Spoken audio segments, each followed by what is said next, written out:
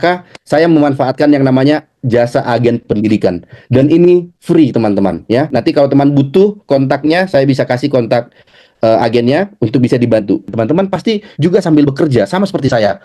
Waktu teman-teman bahasa Inggris ini saat ini menjadi satu poin yang sangat menentukan ya teman-teman ya. Ya, jadi saya walau officially belum master ya, belum ada gelar master sekarang karena belum wisuda. Um, Next, saya mau buka dulu satu kalimat motivasi nih ya, supaya teman-teman kita sama-sama punya semangat ya. Kenapa sih kita mau capek-capek mau sekolah lagi terus mengejar beasiswa gitu ya?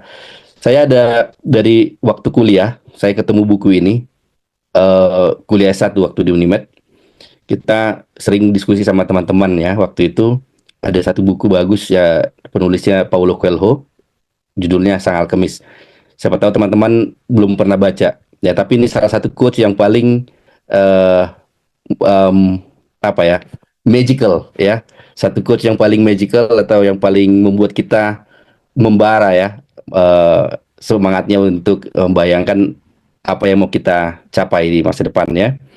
Dia bilang gini, kalau seseorang sungguh-sungguh menginginkan sesuatu, seluruh jagat raya atau seisi jagat raya akan membantu orang itu mewujudkan impiannya. Keren ya. Jadi ini satu buku cerita tentang seorang anak muda yang tinggal di daerah Portugal, posisi geografisnya. Terus dia punya mimpi. Dia punya mimpi melihat secara nyata dalam mimpinya ini, secara jelas maksud saya, ada harta karun di bawah sebuah piramida. Terus dia memutuskan untuk mencari dan mewujudkan mimpinya dengan pergi menyeberang dari daratan Portugal itu kalau kita lihat di peta itu Eropa, di daratan Eropa yang berbatasan dengan Mesir, ya kan. Jadi dia akhirnya mewujudkan itu untuk pergi menyeberang, meninggalkan uh, apa yang dia punya di negara asalnya dan harus merantau ke Mesir dan melewati ada banyak sekali kisah-kisah yang sangat menggugah iman dan sangat menginspirasi ya kisah-kisahnya, sampai akhirnya dia menemukan mimpinya itu nyata atau tidak. Nah, saya tidak mau kasih spoiler supaya teman-teman bisa membaca buku ini. Tapi buku ini salah satu buku yang menurut saya sangat powerful ya untuk mengingatkan saya bahwasanya ternyata nyata ya, nyata. Artinya dalam hidup saya salah satu hal yang saya inginkan dulunya adalah bisa studi ke luar negeri dan dengan beasiswa, dan puji Tuhan ternyata bisa terrealisasi kira-kira gitu. Ya, ada banyak tadi eh, jalan atau orang atau hal-hal di luar kita itu yang ternyata bisa bau-membau mewujudkan impian kita. Gitu kira-kira. Eh, Terus why study a master or PhD? Nah ini teman-teman, saya nggak tahu ya apakah teman-teman sekarang memang informasinya sudah sangat gampang ya kan, sangat gampang untuk bisa melihat kalau kita scroll-scroll. Kalau memang kita orang yang lagi sekarang cari beasiswa, maka tanpa sadar algoritma sosial media kita adalah tentang beasiswa, ya kan. Jadi kalau kita scroll itu akan banyak influencer-influencer yang akan muncul di beranda kita dan melihat mereka wow gitu ya. Nah, tapi kenapa sih sebenarnya kita perlu ya studi lanjut lagi ya? Nah, ini juga bagi eh, saya dari dulu seperti saya bilang tadi, dari waktu kuliah itu pengen studi lanjut S2 dan ke luar negeri gitu ya, mimpinya gitu. Tapi akhirnya terrealisasi setelah saya bekerja selama 10 tahun sebagai seorang guru. Oh iya, saya tadi guru di SMA Unggul. Kalau teman-teman belum tahu, itu sekolah SMA Unggul itu sekolah unggul yang ada di Lagu Boti. Jadi lokasinya itu di Lagu Boti ya teman-teman ya. Di Lagu Boti itu sebuah desa kecil bernama Situluama, eh, di Kabupaten Toba ya, bukan bukan di kota besar atau di kota yang aksesnya itu sangat mudah ya, walaupun sekarang udah lebih gampang dengan internet. Tapi saya selama 10 tahun yang lalu itu bukan desa yang dikenal orang kira-kira gitu. Nah, tapi bagaimana kita harus terus memelihara mimpi, itu penting juga ya. Jadi kenapa sih kita perlu melanjutkan studi tadi ya, di jenjang master ataupun PhD ya. Mungkin teman-teman untuk yang sekarang sudah berprofesi sebagai guru merasa ya udahlah jadi guru aja udah cukup ya kan, gitu loh. Tapi apakah teman-teman berpikir kalau kita menjadi seorang guru, kita mau jadi seorang guru yang seperti apa? Apakah kita mau jadi seorang guru yang biasa-biasa saja, ya kan? Gitu. Atau kita mau jadi seorang guru yang lebih lagi, ya kan? Ini penting supaya sebagai anak-anak Tuhan kita maunya jangan jadi seorang guru yang biasa-biasa aja. Apalagi sekarang saya melihat terjadi tren penurunan. Saya nggak tahu karena saya juga sempat menjadi wakil kepala sekolah dan saya berapa kali melakukan rekrutmen. Ada persoalan juga dalam hal konten ya, pemahaman baik itu konten yang mau diajarkan sama lulusan akhir-akhir ini ataupun pedagoginya seperti itu. Sulit sekali kita menemukan guru alumni itu, bahkan dari banyak alumni Unimed itu yang benar-benar langsung memuaskan gitu ya. Wow gitu. Kita eh, lakukan micro teaching misalnya, waduh kok parah banget gitu ya. Konten-konten dasar misalnya ternyata masih banyak yang tidak dikuasai. Belum lagi cara mengajarnya gitu ya. Nah ini jadi problem teman-teman. Tapi saya yakin kita yang sudah ikut bahkan ikut sesi ini adalah orang-orang yang ingin terus mau ngupgrade diri. Nah sekarang saya mau coba sampaikan alasan kenapa kita perlu studi lanjut ya teman-teman ya. Ini menurut perspektif saya. Yang pertama, kita perlu mengupdate pengetahuan ya. Apalagi tadi saya ulangi sebagai seorang pendidik, kita perlu terus belajar, ya kan? Tentu untuk mengajarkan konten kita aja kita perlu mengupdate pengetahuan kita. Kalau kita mengajarkan yang itu aja siswa juga akan bosan atau kita akan kering sendiri gitu loh. Ya, sebagai seorang guru kita akan kering sendiri. Dalam konteksku, aku merasa perlu menambah pengetahuan tentang kepemimpinan sekolah. Ya, sebagai seorang guru dan pernah menjadi wakil kepala sekolah, aku merasa menyadari, wah, ternyata nggak gampang ya memanajemen satu sekolah, satu organisasi ini. Ternyata banyak sekali yang aku belum tahu, gitu. Nah, itu mendorong saya untuk, wah, kayaknya aku harus sekolah lagi. Seperti itu, teman-teman. Nah, ini penting supaya kita ngerti, kita ikut atau ambil sekolah lanjut atau studi lanjut itu karena ada tujuannya gitu, bukan karena ikut-ikutan aja gitu ya. Yang kedua, kita mau juga mengupgrade kapasitas kita sebagai seorang scholar, sebagai alumni guru pendidikan ataupun non pendidikan, kita perlu mengupgrade kapasitas kita. Kalau kita seorang guru, teman-teman, jenjang karir seorang guru apa sih? Paling jago apa? Akhirnya kepala sekolah ya kan? Di sekolah itu ya kan? Kepala sekolah itu ada berapa sih? Ada 10. Ada satu ya kepala sekolah. Oke, ada jenjang karir berikutnya mungkin setelah kepala sekolah mungkin wakil kepala sekolah. Tapi wakil kepala sekolah juga ada berapa? Yang dari guru mungkin ada 2, ada 3, ya kan? Gitu. Sangat terbatas sekali. Tapi kita tentu tidak ingin hanya menjadi seorang guru yang biasa-biasa saja gitu loh. Ya kan? Kita juga harus punya sesuatu yang bisa diandalkan baik di dalam sekolah kita maupun di luar sekolah kita. Ya kan? Nah, kalau teman-teman yang sudah terlibat sebagai seorang guru berapa tahun belakangan ini, sepertinya sudah mulai merasakan itu penting sekali ya. Kita lihat ada banyak sekarang guru-guru yang udah menjadi seorang trainer, iya kan? Seorang pembicara, kurikulum, ada pembicara di banyak platform-platform, Merdeka Belajar waktu itu. Waduh, keren sekali. Saya pikir itu satu terobosan yang luar biasa yang dari menteri sebelumnya, ya kan? Nah itu memang seorang guru itu harus seperti itulah. Karena kita nggak cukup lah kita hanya ngajar di kelas tok gitu. Sekarang itu guru itu sudah harus bisa punya kapasitas yang lebih lagi dari seorang pengajar di sekolah. Tapi jangan sampai memang harus meninggalkan pekerjaan utamanya ya. Memang yang kemarin itu dampak negatifnya adalah kebablasan sehingga banyak guru yang lebih sibuk di luar daripada ngajar di sekolahnya kan gitu ya. Nah, tapi kalau saya sendiri misalnya, saya selain guru, saya juga ingin meningkatkan kapasitas diri sebagai seorang trainer. Saya ingin bisa sharing dengan guru, minimal dengan guru kita di dalam sekolah itu. Saya ingin menjadi seorang konsultan pendidikan, why not? Atau one day, mungkin kita juga tertantang untuk bisa meningkatkan kapasitas menjadi seorang dosen di perguruan tinggi. Who knows, ya kan? Gitu ya. Yang berikutnya, enhance quality of life, ya kan? Semakin kita punya pendidikan tinggi, yang lebih tinggi, tentu kesejahteraan kita juga akan lebih baik, ya kan? Harapannya seperti itu, ya. Karena apa? Kita sudah lebih punya kapasitas lebih gitu loh. Kita nggak hanya akan takut lah kalau hanya jadi guru aja pun status kita, meski kita seorang guru, tapi kita pasti bisa lebih sejahtera. Karena tadi kalau kita diundang untuk bicara, misalnya di satu tempat di sekolah tertentu, tentu kita dapat penghasilan tambahan, misalnya ya. Nah, tapi ketiga alasan ini, teman-teman, ya, ini juga adalah ujung-ujungnya dengan meningkatnya pengetahuan kita, kapasitas dan kesejahteraan tadi. Apa sih ujung-ujungnya? Ya, dampaknya apa? Ya, kita mau sebenarnya, teman-teman, kita ingin meningkatkan lingkar pengaruh kita. Ya, kalau kita bicara alumni IKAPEL gitu ya, IKAPEL, Ikatan Alumni Pelayan ini dari rata-rata anak-anak pelayanan mahasiswa gitu ya, yang memang kita mau berdampak secara lebih luas di masyarakat gitu. Kita pengen dampak kita lebih terasa, ya, menjadi garam dan terang gitu ya.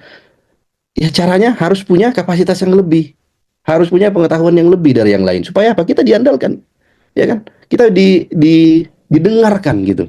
Pengaruh kita lebih luas lagi. Ya, ini teman-teman kalau tertarik nanti bisa baca bukunya Stephen Covey, Seven Habits. Ya, ini bagus sekali ya prinsip memahami apa yang menjadi lingkar pengaruh kita dan lingkar kepedulian kita. Ada namanya circle of influence dan circle of concern. Nanti teman-teman bisa baca lagi. Tapi pada akhirnya teman-teman, kalaupun kita bisa meningkatkan studi kita ke jenjang yang lebih tinggi, menurut saya ujung-ujungnya kita harus bukan hanya untuk diri kita, tapi kita akan lebih berdampak bagi orang lain. Lebih luas lagi ya hal-hal yang bisa kita kita kendalikan, kita pengaruhi untuk berubah lebih baik. Begitu kira-kira. Sekarang saya akan masuk ke what and why LPDP. Nah, teman-teman nanti bisa lebih kita masuk di diskusi ya. Saya akan cepat saja di sini.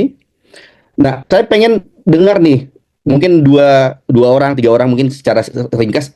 Apa sih tadi kan si Jen Fitri bilang apa yang muncul di pikiran teman-teman ketika mendengar kata beasiswa, ya kan? Tadi kuliah gratis, tanggung jawab apa segala macam. Nah, kalau LPDP apa? Apa yang kalian pikirkan, teman-teman? Bisa ada yang berani open mic ya? Silakan. Ada yang mau kasih pendapat nggak? Apa sih yang kalian teman-teman pikirkan mendengar LPDP? Apa yang kalian ketahui lah minimal? Ada? Ya, si Junika ya. Oh, ya, baik. Terima kasih Bang. Jadi terkait dengan LPDP ini merupakan suatu wadah ya yang diberikan pemerintah untuk menjembati kita, khususnya yang misalnya dari segi ekonomi kayak gitu, supaya kita bisa melanjutkan pendidikan kita di jenjang magister ataupun di jenjang S3-nya. Itu sih Bang yang saya ketahui ya sejauh ini. Terima kasih. Thank you, Juni. Ada lagi teman-teman yang lain? Apa sih yang Anda pikirkan ketika mendengar LPDP? Atau apa yang Anda ketahui tentang LPDP? Jonathan, silakan dari Papua ya. Silakan. Oke Bang, Ya. kalau aku yang kupikirkan tentang LPDP Bang, birokrasi izin belajarnya sih Bang, karena jujur saja mau nyoba tapi takut nggak ada regulasi izin belajar karena saya kan P3K dan belum ada regulasi untuk dapat izin belajar Bang begitu. Nice. Oke, nanti itu bagian menarik untuk diskusikan ya. Oke, thank you Jonathan. Ada satu lagi teman-teman yang mau ini?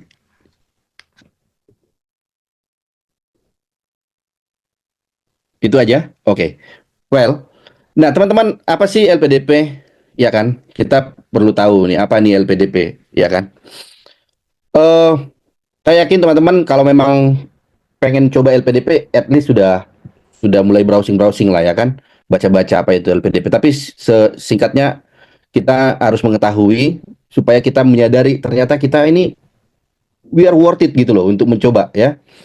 Jadi LPDP itu lembaga pengelola dana pendidikan ya, yang dananya diambil sebagian dari 20% anggaran pendidikan APBN. Teman-teman ya. Jadi kita harus tahu ini anggaran pendidikan beasiswa yang diberikan oleh negara, tapi itu dari 20. Oke. dari sebagian dari 20% anggaran pendidikan APBN itu.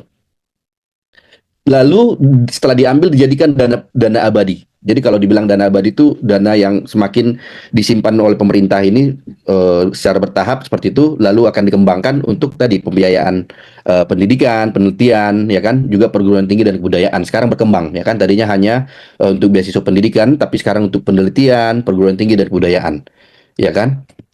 Nah saat ini tahun terakhir ini tahun 2024 terakhir itu dana abadi yang dikelola LPDP sebesar 154 sekian itu triliun, ya, 107 triliun, teman-teman. Jadi ini masih setengahnya dana yang dikorupsi sama koruptor yang kemarin ramai itu, ya kan. Jadi bayangkan dengan dana segini ada ribuan anak-anak Indonesia yang dibiayai pemerintah untuk sekolah ke perguruan tinggi terbaik, baik yang di dalam negeri maupun di luar negeri, ya, sebesar 154 triliun, ya. Dan ini terus meningkat kalau kita lihat trennya, ya, karena dana abadi tadi itu sifatnya itu dikembangkan uangnya, ya, dikembangkan. Jadi akan terus meningkat, teman-teman. Apa artinya? Maka kita sebenarnya sebagai anak Indonesia, anak-anak muda Indonesia itu punya kans yang besar, teman-teman. Punya kans yang besar untuk bisa ikut merasakan, ya, pengalaman sekolah baik dalam negeri tadi maupun di luar negeri dengan biaya dari negara, ya. Dan kita itu punya, bisa dibilang punya apa ya? Punya peluang seperti itu, punya peluang yang besar, ya, punya potensi untuk itu, ya. Dan harus kita manfaatkan. Menurut saya harus kita manfaatkan, ya. Jadi ini terus-menerus akan meningkat, ya. Di tahun saya kemarin terima itu jumlahnya 119 triliun. Sekarang udah naik sampai 154. Jadi banyak sekali anggaran untuk menyekolahkan anak-anak Indonesia ini, teman-teman.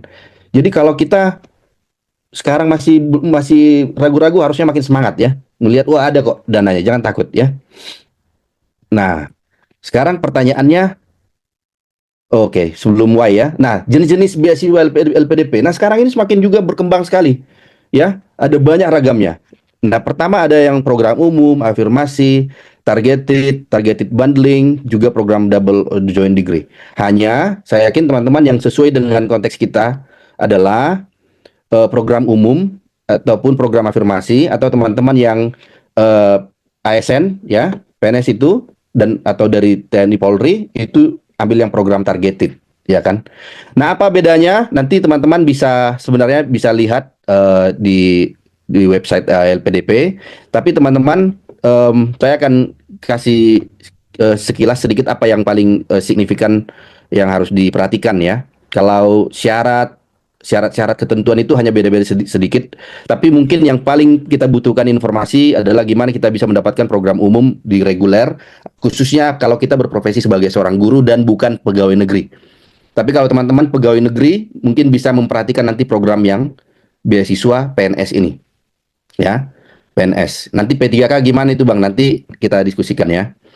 Apa namanya? Saya nggak begitu jelas kalau P3K itu, tapi di sini statusnya PNS, ya, bukan ASN, ya, teman-teman.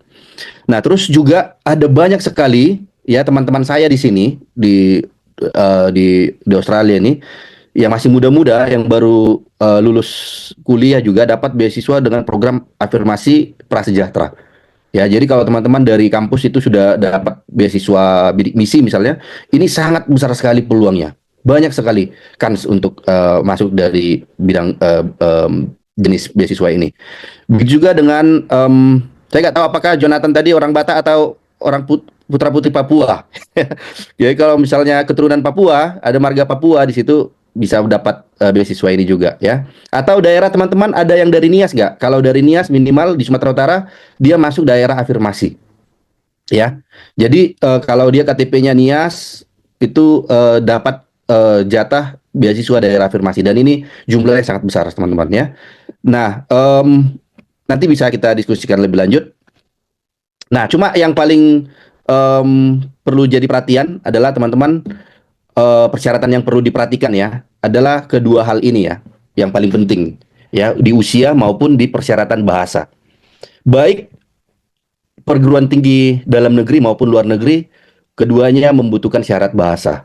Ya, teman-teman. Nah, khusus untuk usia, beasiswa reguler itu batasnya itu untuk S2 35 tahun dan S3 40 tahun.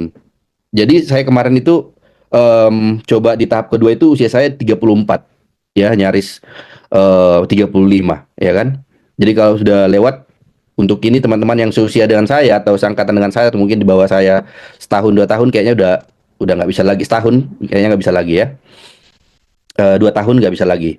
Tapi kalau teman-teman sudah S2 dan masih di bawah 40 masih bisa berpotensi ikut ambil yang reguler, di jalur reguler ya untuk mau jadi dosen misalnya.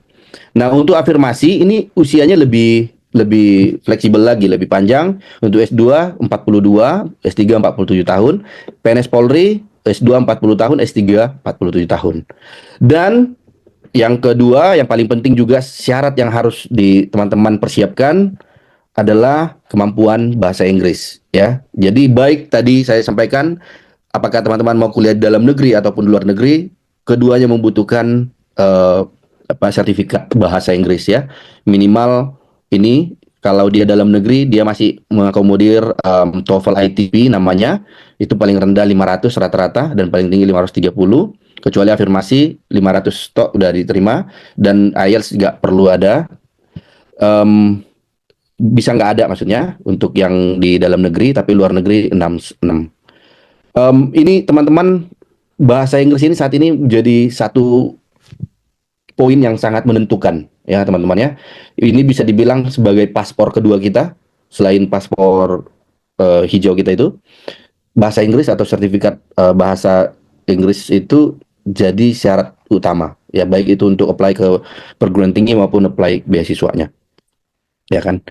Nah, apa yang akan di cover oleh LPDP ya teman-teman, ini semuanya dari pendaftaran sampai kita lulus itu ditanggung sama LPDP teman-teman ya. Jadi kalau saya dari ke luar negeri, bahkan aplikasi visa, transportasi pergi, dan juga nanti akan saya pulang itu ditanggung. Juga biaya pendaftaran kalau ada membutuhkan biaya pendaftaran itu akan di cover. Biaya SPP tentu uang kuliahnya, lalu uang tunjangan buku, tesis dan seterusnya ini bisa teman-teman baca. Tapi menurut saya LPDP salah satu penyedia beasiswa yang telah menyediakan dana pendidikan secara lengkap ya. Jadi sangat-sangat bagus sekali. Nah, apa yang menjadi kriteria utama untuk menjadi awardee LPDP? Saya mau share ini teman-teman. Mengikuti beberapa hari ini ada webinar khusus ya sosialisasi kebijakan penerimaan atau seleksi LPDP yang tahun ini.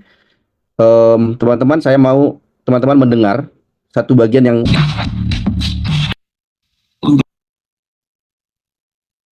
dari Pak Dwi Larso oleh LPDP adalah.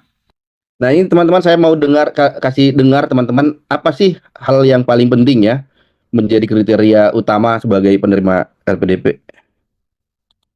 Para pemimpin. Sampaikan dan abadi oleh LPDP adalah para pemimpin. Pemimpin di berbagai bidang. Ada pemimpin di bidang industri, perusahaan, korporat. Ada pemimpin di spesifik industri yang Indonesia harusnya kuat. Ini terkait dengan STEM. Ada pemimpin di bidang riset dan inovasi. Pemimpin startup, industri baru, bisnis baru. Pemimpin di bidang usaha kecil menengah yang terus mengembangkan bisnisnya, pemimpin komunitas atau di masyarakat, pemimpin di pemerintahan baik di pusat maupun di pemerintahan daerah. Baik, teman-teman apakah bisa dengar tadi? Bisa dengar tadi teman-teman? Bisa Bang, bisa. Jelas ya. Jadi ini satu syarat yang menurut saya akan menjadi daya tarik kepada panitia seleksinya. Bahwa saya kriteria yang paling ingin dilihat mereka itu dari profil kita, CV kita adalah apakah kita punya potensi atau pengalaman memimpin ya, dan menjadi pemimpin di masa depan. Ya, nanti kita bahas di syarat berikutnya ya. Nah, periode seleksi teman-teman, ini tadi saya sudah sampaikan tahap pertama sudah berlangsung dari tanggal 17 Januari, nanti selesainya itu tanggal 19 Juni. Jadi ada 2 tahap setiap tahunnya, ya. Tahap 1 itu dari Januari sampai Juni prosesnya. Itu untuk yang ingin kuliah mengejar perkuliahan di bulan Juli Desember, sedangkan tahap 2 itu dari Juli November, itu untuk yang ingin kuliah di periode Januari sampai Juni. Nah, ini teman-teman sudah buka LPDP ya, seleksi tahap 1 di tahun ini. Kalau mungkin teman-teman belum mempersiapkan diri, ya masih mau mempersiapkan diri, tentu nggak usah terburu-buru. Ya, saran saya nggak usah terburu-buru. Teman-teman masih punya waktu, kecuali mungkin yang usianya udah nyaris 35 tadi ya, udah nyaris di ujung batas ambang itu, mungkin harus mengejar ya dan mencoba ya kan. Nah, tapi kalau masih usianya masih di bawah 30 tahun, gak usah buru-buru, persiapkan dirinya dan persiapkan semua nanti berkas-berkas yang diperlukan lebih matang. Jangan buru-buru ya. Jadi ada seleksi administrasi, ya kan? Lalu setelah itu diumumkan hasil seleksinya, tapi sebelumnya ada masa sangga. Lalu setelah itu ada tes bakat skolastik, ya. Lalu pengumuman bakat skolastik, lalu seleksi substansi, ini maksudnya wawancara. Lalu pengumuman hasil seleksi substansi, ini pengumuman akhir maksudnya, ya. Jadi seleksi tahap 1 ini untuk perkuliahan paling cepat bulan Juli, ya, teman-teman. Lalu kita masuk, kenapa sih perlu LPDP ya? Nah, ini simpel aja ya argumentasinya. Pertama, why not? Ya, kenapa bukan? Ya, kenapa enggak? Gitu ya kan? Ada banyak penyedia beasiswa dari Amerika, Fulbright misalnya, atau dari Inggris, Chevening, dari Australia, Australian Awards, dan kita negara kita LPDP ya, itu sudah memberikan tadi mengcover biaya yang menurut saya sangat cukup ya untuk kita memenuhi kebutuhan studi kita selama di tempat studi, tempat belajar. Jadi yang kedua, kuota juga diterima itu ada banyak ya, teman-temannya. Ini kalau kita lihat semakin tahun itu jumlahnya semakin banyak ya. Tapi pendaftarnya juga makin banyak. Semakin banyak sosialisasi seperti ini, semakin banyak peminatnya, gitu ya. Jadi Sumatera Utara itu jangan tertinggal. Kita Sumatera Utara masuk 10 besar penerima beasiswa LPDP juga. Jadi itu harus ditingkatkan. Terus ya kita harus merasa bangga ya kan, keren, dibiayai sepenuhnya oleh negara sendiri. Karena di sini teman-teman saya dari negara-negara lain seperti Cina, India, dari Vietnam, dari Korea, itu ketika mereka ke sini, mereka biaya sendiri. Atau bahkan mengutang dari negaranya, seperti India misalnya. Mereka dapat student loan, tapi harus bayar lagi ke pemerintahnya.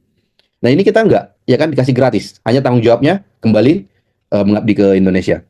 Lalu ini penuh teman-teman, sepenuhnya ya, mulai tadi mendaftar, mulai dari berangkat, sampai pulang itu ditanggung oleh LPDP.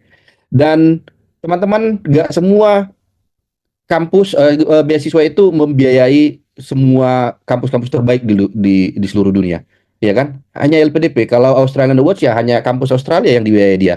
Kalau Chevening hanya kampus-kampus yang di Inggris yang dibiayai. Tapi LPDP semua kampus terbaik di seluruh dunia. Anda mau di mana? Di Eropa, di Australia, di Amerika, bahkan di Indonesia sendiri, itu semua ditanggung sama LPDP. Keren ya? Ini luar biasa ini pemerintah kita ini. Ini kayaknya gak ada lagi negara lain setahu saya yang kayak Indonesia punya LPDP ya. Jadi saya sudah ketemu dengan banyak orang, mereka ini nggak ada yang dibiayai sama negaranya ya, hanya kita.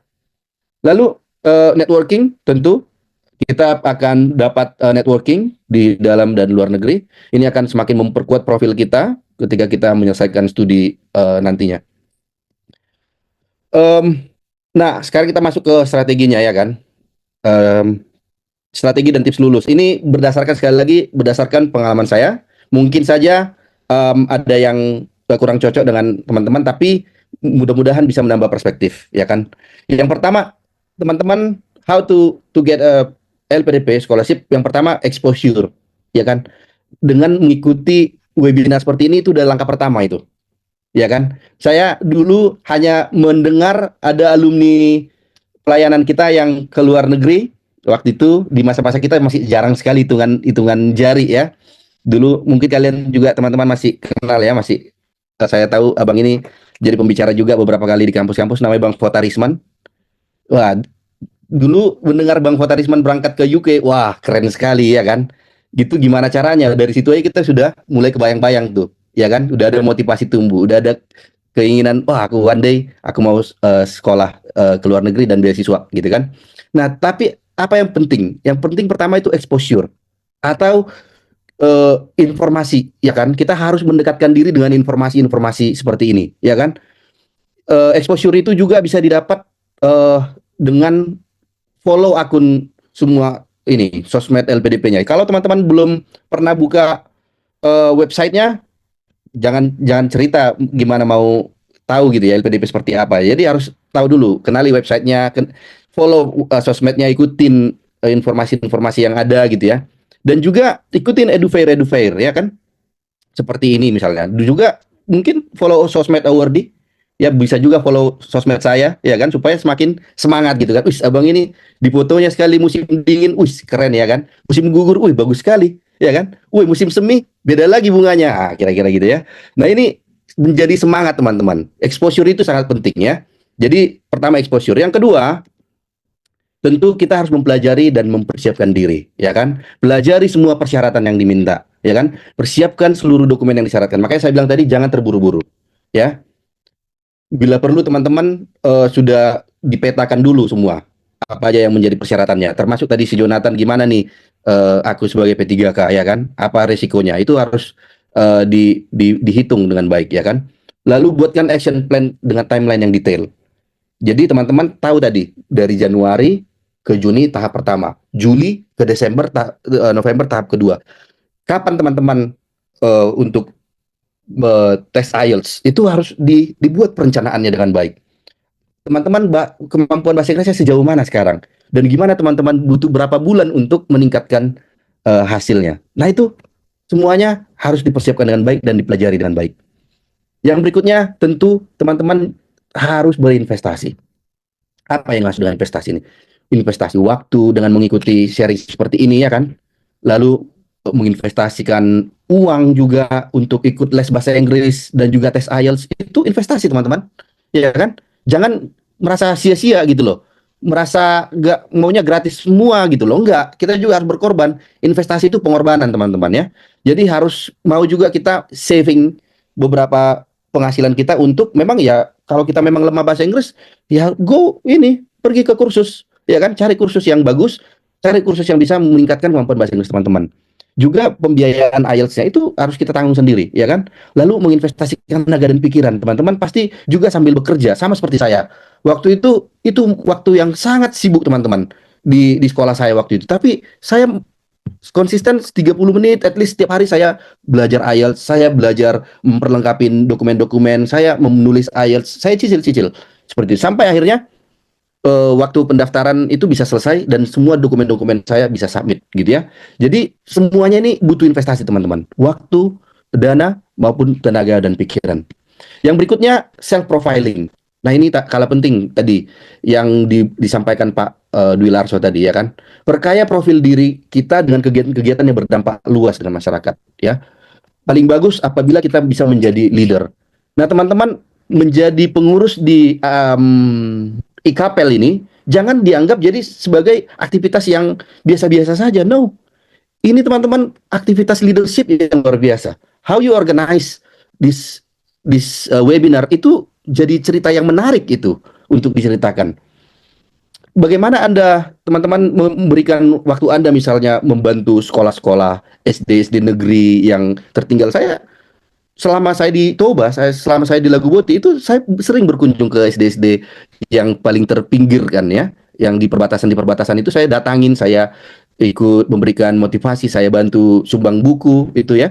Sekolah-sekolah yang SMA juga seperti itu. Saya sengaja datang itu memang karena saya ingin memberikan dampak lebih luas gitu loh. Jadi tadi saya sudah sampaikan, kalau saya mau jadi seorang guru yang nyaman-nyaman aja ya udah saya ngajar aja di kelas gitu loh. Tapi saya juga punya kepedulian yang lebih gitu ya. Supaya ini sekolah-sekolah lain ini punya buku-buku bacaan yang bagus, supaya siswanya punya motivasi belajar yang bagus, punya mimpi dan cita-cita. Saya datang ke sekolah-sekolah perbatasan seperti itu. Teman-teman, coba dipikirkan kalau sekarang teman-teman merasa kayaknya profilku kalau dituliskan dalam CV masih biasa-biasa aja, B aja gitu ya. Tapi teman-teman dengan pernah ikut jadi pelayan di mahasiswa, jadi pengurus itu masuk sebuah CV yang bernilai ya. Jangan dianggap sepele, ya kan? Jangan dianggap sepele keterlibatan teman-teman di pelayan mahasiswa maupun di IKAPEL. Ya, itu harus dikapitalisasi menjadi satu profil diri yang bisa meningkatkan profil teman-teman, ya. Jadi apalagi teman-teman bisa menginisiasi satu aktivitas tindakan sosial yang berdampak kepada masyarakat itu bagus sekali. Next, yang berikutnya kenali diri. Nah ini juga penting sekali ya. Kenali diri bukan berarti kita jadinya nggak punya takut mencoba ya, bukan. Tapi kita kenali diri, kita mau ngambil jurusan apa, ya kan? Terus kenapa? Tadi kan saya akhirnya memilih untuk ngambil educational leadership, ya kan? Kenapa? Karena saya punya pengalaman sebagai wakil kepala sekolah tadi, menyadari, oh aku kayaknya masih kurang, menyadari kayaknya kurang banget ini pelajaran manajemen pendidikan ini. Kayaknya aku penting untuk upgrade diri, aku juga perlu tahu gimana ini memimpin organisasi bla bla bla. Terus di kampus apa? Negara apa? Kenapa? Nah ini juga penting di SWOT dirinya. Kita pengen kalau memang seperti saya tadi, aku kayaknya pengen keluar negeri, kampus yang bagus pendidikannya. Salah satunya Australia. Why? Di situ ada Monash University sebagai top university di bidang pendidikan, misalnya kan. Jadi kita tahu gitu alasan-alasan seperti ini juga penting nanti diwawancara ketika ditanyakan sama pewawancara. Terus apa modal yang sudah dan belum dimiliki, ya kan? Nah kita tanya ke diri kita tadi bahasa Inggris kita masih kurang ya kan. Oke, berarti aku harus fokus belajar bahasa Inggris selama 6 bulan. Oke, aku kayaknya harus 1 tahun misalnya. Terus apa modal yang sudah dimiliki? Oke, aku punya pengalaman leadership. Nah itu bagus dibuat dalam. Terus jenis beasiswa apa yang mau dicoba? Ya tentu tadi ya apakah mau jalur reguler, apa namanya afirmasi ataupun PNS. Itu teman-teman sesuaikan dengan kebutuhannya. Kalau teman-teman punya terdaftar dalam sistem jaminan sosial di negara, saya sarankan teman-teman jangan ambil yang reguler, tapi manfaatkan ambil yang jalur beasiswa afirmasi tadi, prasejahtera. Itu kan saya lebih besar. Lalu jangan tunda lagi, ya at least start buat akun di LPDP, ya kan? Langkah yang menunjukkan kita serius itu adalah kalau kita langsung buat akun, at least mulai cicil-cicil persyaratannya, ya kan? Lalu ini juga memudahkan kita karena ada portal yang harus diisi untuk dilengkapin ya. Dan yang terakhir itu ya teman-teman perlu ketahui ada 2 jalur seleksi. Yang pertama namanya jalur LOE, ya kan? LOE itu kita mensubmit nanti letter of acceptance atau surat kita sudah diterima oleh universitas. Dengan mensubmit LOE ini, maka tadi kalau teman-teman lihat proses seleksinya, kita menghemat energi dan waktu pikiran untuk tidak mengikuti ujian tes apa tadi namanya apa tadi skolastik ya. Skolastik itu akan kita langkain sehingga ketika kita sudah lulus administrasi kita langsung diterima untuk ikut wawancara begitu ya teman-teman. Tapi apa namanya kekurangannya memang kalau kita jalur LOE ini maka kita tidak bisa lagi apply kampus lain, maka kita harus bertanggung jawab. Kita memang akan kuliah di negara ataupun studi course yang akan kita pilih itu. Kalau dia non LOE, kita lulus administrasi tapi masih akan ikut lagi tes bakat skolastik sebelum substansi. Dan tapi untungnya kita masih dapat 3 opsi untuk memilih jurusan ataupun universitas yang mana yang akan kita pilih. Nah, terakhir teman-teman, kalau saya ditanya karena saya sudah tidak sanggup lagi belajar soal-soal skolastik itu, maka hal yang paling gampang itu adalah pilih jalur LOE, ya kan? Daftar dulu kampusnya, lalu apply LPDP. Nah, pertanyaannya, gimana cara mendapatkan LOE? Nah, ini saya perlu share ini ya. Ini contoh LOE dari Monash University. Ada 2 cara ya untuk mendapatkan LOE. Yang pertama, teman-teman bisa mendaftar sendiri ke kampus tujuan dengan mempelajari semuanya, apa syarat-syaratnya, apa dokumen-dokumen yang diperlukan. Teman-teman sebenarnya setiap kampus itu punya informasi yang sangat jelas terkait bagaimana mendaftar seperti itu ya dan mendapatkan LOE. Tapi kalau seperti saya sangat sibuk di sekolah, butuh waktu banyak untuk belajar cara-cara seperti ini, maka saya memanfaatkan yang namanya jasa agen pendidikan dan ini free teman-teman ya. Saya waktu itu untuk ke Australia menggunakan agen Australian Center Medan, ya, ACM ya. Nanti kalau teman butuh kontaknya, saya bisa kasih kontak agennya untuk bisa dibantu.